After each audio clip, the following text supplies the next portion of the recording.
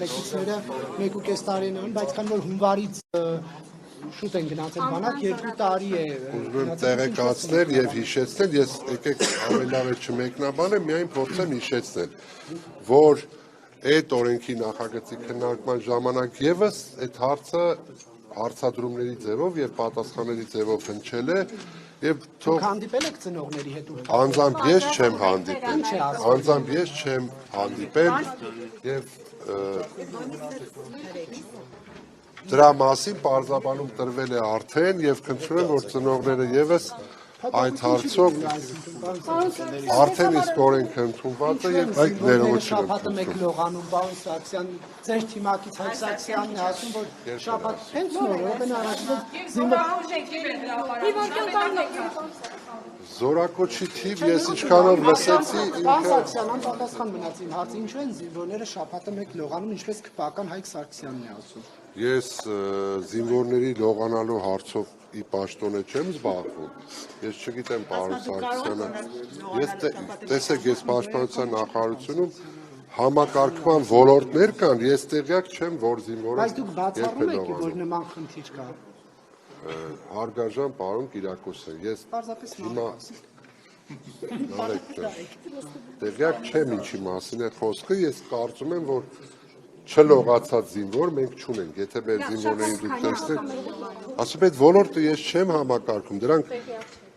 զինվորական կարգապահության, նախատեսված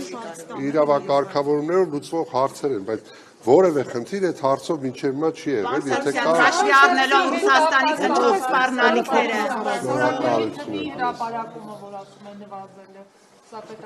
նվազման մասին խոսելը կամ այլ բանի մասին խոսելը, ես կարծեմ թվեր չհնչեցվեց տոկոսային թվեր,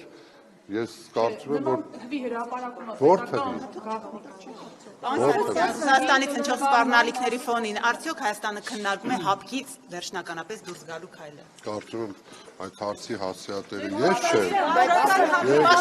Որպես նախկին ոստիկանապետ, ես համար ընդունելի է 18-ամյա երիտասարդին գետնին տապալելով, խցելով որ նրան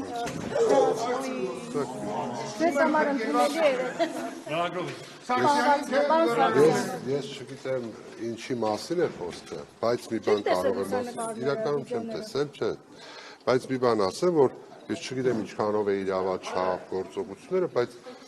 ոստիկանության ծառայողները տեղյակ չեմ։ Ես մի բան գիտեմ, որ ոստիկանությունը նաև ֆիզիկական ուժ գործադրելու օրենքով իրավունք ունի։ Վարդենիսի զորամասում տներ եք, բայց հələ չեմ տվել հարցը, պարոն Սարգսյան։ Ես զինվորակ Նարեկ ջան, ես հասկանում եմ չեք տվել, ես այս հարցի մասին եմ ասում, մանրամասներին տեղյակ չեմ։ Բայց ես համար ընդունելի է Վարդենիսի զորամասում մի քանի աղմուկներ Եթե մի բանից տեղյակ բնն է իր ոլորտը, ոչ թե ոստիկանությունը։ Վարդենիսի զորամասում մի քանի աղմկահարույց դեպքեր եղան, մահվան դեպքեր եղան մի քանի հատ նույն զորամասում։ Սա ինչով է պայմանավորված, ինչու պատշաճ ուշադրություն, հետևողականություն չի ցուցաբերվում, պարոն Սարգսյան։ Նարեկ ջան, պատշաճ հետևողականություն ցուցաբերվում է եւ նաեւ մեր վիճակագրությունն է խոսում դրա մասին։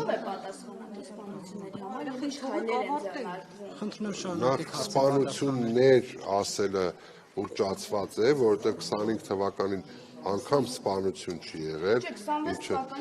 եւ ներ սպանություններ, թե դրա համար եմ ասում, որակումները այլ են, որովհետև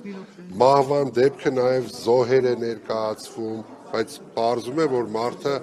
մահացել է իր առողջության խնդիրների բերումով եւ այդպես շարունակ։ Վարժական հավաքներից մեկի ժամանակ վերջերս ունեցանք մեկ զոհ եւ մեկ ոնց հաստատ։ Ես ուզում եմ տեղյակ պահել, որ յուրաքանչյուր դեպքը քննության առարկա է դառնում թե նախաքննական մարմնի կողմից եւ թե դրա հանգամանքները բարձր ուղղությամբ կատարվում է ծառայողական քննություն եւ հետեւաբար այդ ծառայողական քննության արդյունքները նախաքննական մարմնի հրապարակվում են ու բոլորի համար դառնում են հասուն։ Բայց թիվը չի նվազում մահերի։ Ձեզով է ասում չի նվազում։ Դուք ուրեմն խնդրեմ տեսնեք նաեւ հարցում կատարեք մենք ձեզ թվային տվյալներ տանք, որ տեսնեք դուք ինքներդ, որ մենք նախորդ տարի ունեցել ենք